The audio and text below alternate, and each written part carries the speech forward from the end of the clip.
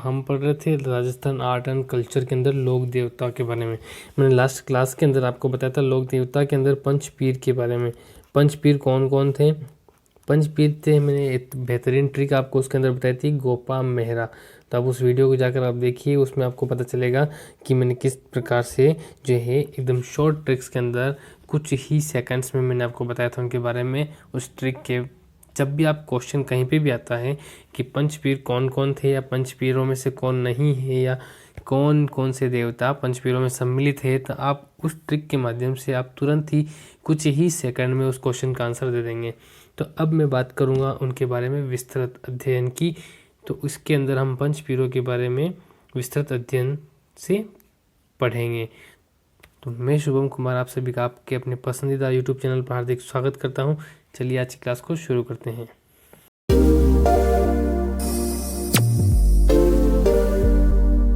पंचपीर के अंदर देखिए सबसे जो महत्वपूर्ण, सबसे जो प्रमुख देवता हैं, सबसे प्रमुख, और वो है गोगा जी। कौन से देवता हैं? गोगा जी। अब गोगा जी के बारे में देखिए, पंचपीरों में सबसे प्रमुख कौन है? सबसे पहला क्वेश्चन अगर आता है तो क्या है? वो गोगा जी हैं। अब गोगा जी इनका कौन सा वंश था? तो ये चौहान वंश के थे। कौन से वंश के? चौहान वंश में जन्म लिया इन्होंने। और इनका जो जन्म है वो कहाँ हुआ था? ददेरवा गांव। ददेरवा गांव जो है वो चूरू डिस्ट्रिक्ट में आता है। किस डिस्ट्रिक्ट में? चूरू। जी हाँ, चूरू के अंदर आता है ददेरवा गांव। ददेरवा, यहाँ पर किसका जन्म हुआ था? गोगा जी का। गोगा जी जो है पंचपीरों में सबसे प्रमुख लोक देवता माने जाते हैं। अब इनके बारे में देखिए, मैं आपको एक एक चीज़ बताऊंगा। इनका प्रतीक चिन्ह कौन सा होता है? जब इसमें पूछ लिया जाए कहीं पे भी क्वेश्चन में कि गोगा जी का प्रतीक चिन्ह कौन सा है, तो इसके अंदर प्रतीक चिन्ह जो है इनका भाला लिए अश्वारोही, यानी कि भाला हाथ में ले रखा है और अश्व पे सवार है। ठीक है, वह पत्थर पर उत्कीर्ण सांप, इसका जो है किनका? गोगा जी का प्रतीक चिन्ह है। क्या है? भाला लिए अश्वारोही व पत्थर पर उत्कीर्ण सांप। ठीक है दोस्तों, तो ये था। अब इनको कहाँ रखे? इस प्रतीक चिन्ह को जो है ध्यान रखना आप, खेजड़ली जो वृक्ष होता है, खेजड़ली वृक्ष, उसके नीचे रखकर इसकी पूजा की जाती है। किसके नीचे? खेजड़ली वृक्ष के नीचे रखकर इसे पूजा जाता है। ठीक है दोस्तों, तो ये हो गया इसका प्रतीक चिन्ह के बारे में। अब देखिए जो गोगा जी हैं, इनकी माता का नाम क्या था? तो गोगा जी की जो माता जी है इनका नाम था बाछल, और इनके जो पिता थे उनका नाम था जेवर।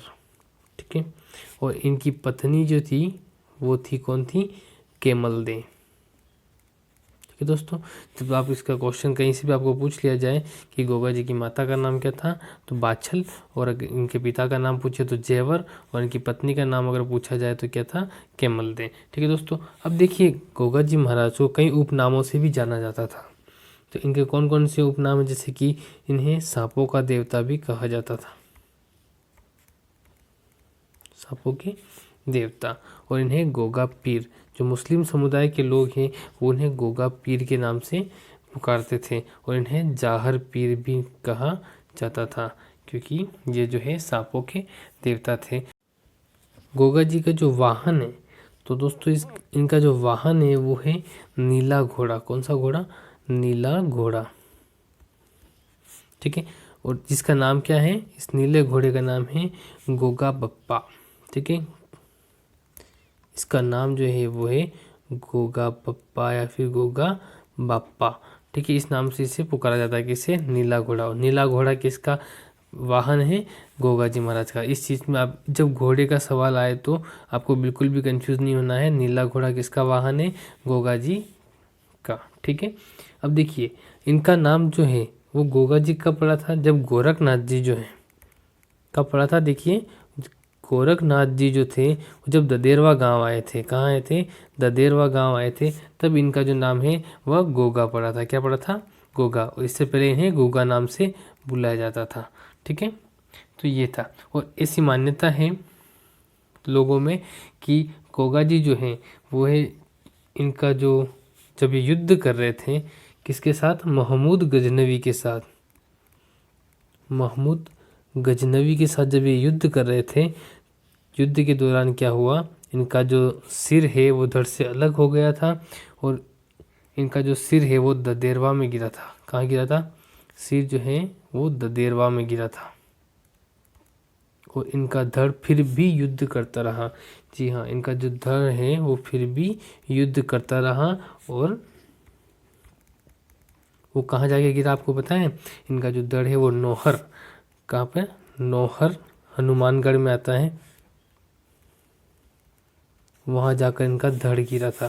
क्या गिरा था, इनका जो धड़ है वो नौहर हनुमानगढ़ में जाके गिरा था। कि लड़ते लड़ते, अब नौहर के बारे में मैं आपको अलग से बताता हूँ कि नौहर में जो है क्या क्या इनका विशेष बना हुआ है। नौहर जो है वो हनुमानगढ़ जिले में आता है। यहीं पर नौहर के अंदर इनका समाधि स्थल है। तो गोगा जी की समाधि कहाँ पर है, नौहर हनुमानगढ़ में। और इनकी जो समाधि की जो मंदिर बना है यहाँ पर एक, इस मंदिर की जो आकृति है, वो आकृति जो बनी हुई है वो एक मकबरे नुमा है। कैसे है, मकबरे नुमा आकृति इनकी बनी हुई है। और इसके ऊपर इसकी जो दरवाज़ा है उस पर बिस्मिल्लाह अंकित है। यानी कि हम कह सकते हैं कि ये किस ओर इशारा करता है, ये सांप्रदायिक सद्भावना की ओर इशारा करता है। यहाँ पे हर संप्रदाय के लोग इसमें यहाँ पर आते थे। और इनकी जो मकबरे नुमा जो इनका मंदिर बना हुआ है उसके दरवाजे पर क्या अंकित है, बिस्मिल्लाह अंकित है। ठीक है दोस्तों, अब यह जो स्थान है नौहर, यह स्थान गोगामेड़ी या धड़मेड़ी, ठीक है, यह स्थान जो है किस नाम से जाना जाता है, गोगामेड़ी, गोगामेड़ी या धड़मेड़ी नाम से जाना जाता है। कैसे, क्योंकि यहाँ पर जो है इनका धड़ गिरा था और इनका जो सिर है वो सिर कहाँ गिरा था, ददेरवा गांव चूरू में, ठीक है, जहाँ पर इनका जन्म हुआ था। और उस स्थान को क्या, शीर्षमेड़ी भी कहा जाता है, क्योंकि वहाँ पर शीश गिरा था, इसलिए ददेरवा चूरू को शीर्षमेड़ी भी कहा जाता है, शीर्षमेड़ी। ठीक है, किसे कहता है, ददेरवा गांव, जो ददेरवा कहाँ है, चूरू के अंदर। ठीक है, तो शीर्षमेड़ी तो हो गई, कहाँ हो गई, ददेरवा चूरू में। और धड़मेड़ी अगर कहीं क्वेश्चन आता है तो वो कहाँ है, नौहर हनुमानगढ़ में। ठीक है दोस्तों, अब देखिए आगे इनका जो मेला जो है नौहर हनुमानगढ़ में इनका मेला बढ़ता है।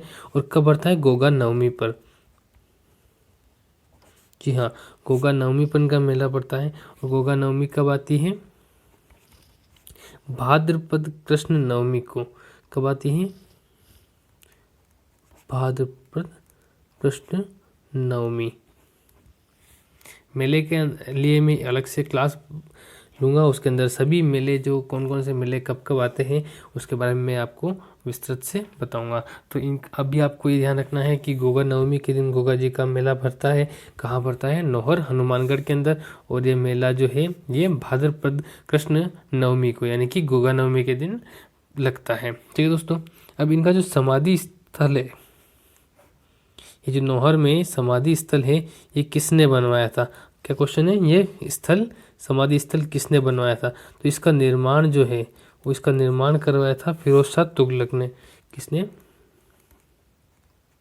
फिरोज शाह तुगलक ने। ठीक है दोस्तों, इनके द्वारा इसका निर्माण किया गया था। किसका, इनके समाधि स्थल का। किसके समाधि स्थल का, गोगा जी के समाधि स्थल का निर्माण किया गया था।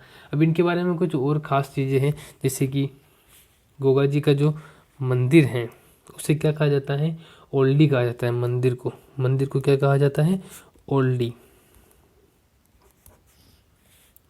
ठीक है, और ओल्डी या फिर सोंडी, झोंडी ये कहा जाता है। और गोगा जी की जो ओल्डी है, ओल्डी वो कहाँ पर स्थित है, सांचौर जालोर के अंदर।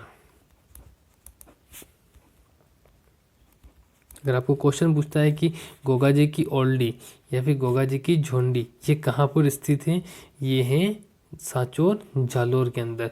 ठीक है दोस्तों, अब देखिए गोगा राखड़ी, एक बांधी जाती है गोगा राखड़ी। क्या बांधी जाती है? गोगा राखड़ी। ये कब बांधी जाती है? ये एक 9 गांठ वाली होती है, 9 गांठ वाली राखी होती है, 9 गांठ वाली राखी होती है। और ये कब बांधी जाती है? ये बांधी जाती है हल या हाली जो होती है, ये उसके ऊपर बांधी जाती है। कब? वर्षा ऋतु के अंदर जब बुआई करना शुरू करते हैं उससे पहले ये गोगा राखड़ी जो है उस हल या हाली पर बांधी जाती है। किस पर? हल या हाली पर। कब? वर्षा ऋतु जब शुरू होती है उससे पहले। ठीक है, और कौन बांधता है? ये किसान बांधते हैं। कौन? किसान द्वारा ये बांधी जाती है अपने हलों के ऊपर। ठीक है, अब देखिए आगे, जंगल में जब इनके कोई मंदिर वगैरह ये बने रहते हैं तो उन्हें जंगल में बने हुए थान को जोड़ कहा जाता है। क्या कहा जाता है? जोड़, बणी, या जंगल में जो थान बने होते हैं उन्हें क्या कहा जाता है? जोड़, जोड़ या फिर बणी। ठीक है, बणी या पणिरोपण भी इसी से संबंधित है। ठीक है, पणिरोपण किससे संबंधित है? गोगा जी के नाम से ही संबंधित है। ठीक है, और इनके जो पुत्र है वो केसरिया कंवर जी थे, जो कि वो भी एक लोक देवता के रूप में पूजे जाते हैं।